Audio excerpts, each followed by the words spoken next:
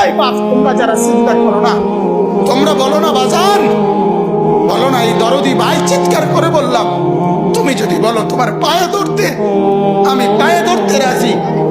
তুমি যদি বলো তোমার জড়িয়ে ধরে কাঁদতে, আমি কাঁদতে রাজি। তুমি বলো কেন আল্লাহর সাথে রাগ করলা? কেন আল্লাহর সাথে রাগ করলা? কেন আল্লাহর সাথে নারাজ হইলা? কেন সেজদা কপালে ছুটলো না?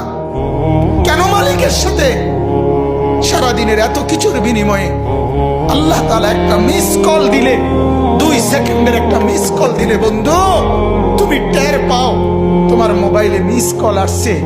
এত বড় মসজিদে 6টা মাইকের হরন দিয়া আল্লাহু আকবার বলে তোমারে ডাক দেয়, তোমার একটাবারও কানে লাগে না, বিবেকে লাগে না।